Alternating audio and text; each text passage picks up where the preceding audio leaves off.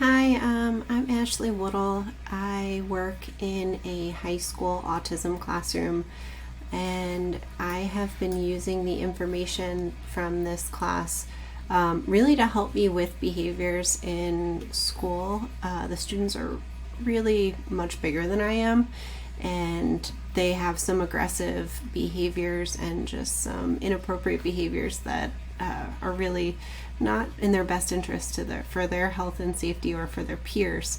So one thing that I really liked was that the video on the sensory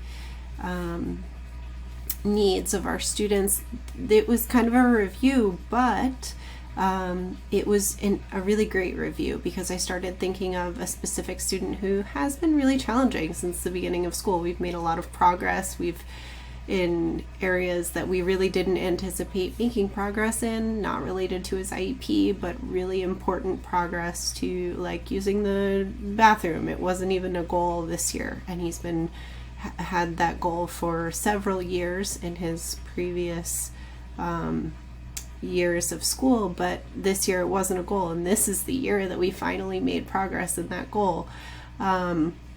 Another way was the same student with eating. So watching the Lindsay Beal video from YouTube was really great, just in looking at the intervention that we had designed and kind of trying to figure out like, oh, that's why it was working. Okay, what we were doing was right, and this is why. And we really have been desensitizing the sensory reaction to food, so that's why he's making so much progress. But there are some other areas where we actually did conduct an FBA and determined that a lot of his behaviors were sensory driven behaviors and really just impulsivity and maybe related to the developmental part of his life that he's in. So he's functioning right now about a 24-month-old age, I would say, in some ways, but he does definitely have some splinter skills that push him much further. So this particular student, it throws a lot of things very quickly and seemingly without reason. So they're just, an iPad, for example, is like a sudden toss across the room, becomes a projectile very quickly. But also the iPad is the most reinforcing tool that we have in school. So he will do almost anything to work for the iPad. So it was confusing. Like, well, why is he chucking it? Is he finished with the iPad, or is it just like a neurological response of like, oh, okay, there it is. But as we looked, after I watched the Lindsay's video on YouTube, I realized that it has a lot more to do with sensory. He's often like trust falling backwards. He's often starting and stopping, accelerating and decelerating in the hallway.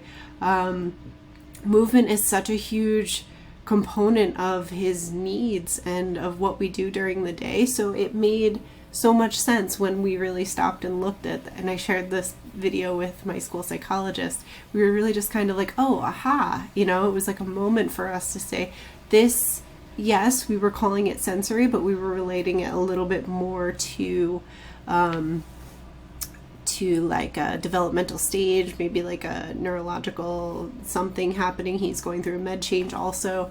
But then when we stopped and really thought about it from the sensory perspective again, and thought about, maybe we need to relook at this and again be on a proactive scale with him and really say, okay, what can we do throughout his day to make sure that he's getting that movement that he needs, to make sure that he's getting that input, feeling his body in his space.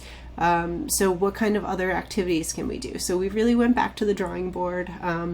Our OT is not in our class as much as our speech pathologist and our school psychologist. So it's really pretty much the three of us as a team. But our OT is there for reference and support. But, we're really looking at adding some buffers to that sensory diet in a proactive way, and it's just been really helpful to bring back to the classroom and back to my team as we work with students with autism, both in my classroom and in the larger communities. My colleagues have found some really awesome tools and strategies from the video as well. So it was really a helpful tool this week. Having that behavioral component and that sensory component to week 3 has been really helpful, just in putting it into action as a teacher working in the field. So I do appreciate it, and I am learning a lot and putting it into the real world, which is really helpful and makes it feel like I'm doing something valuable. Thank you.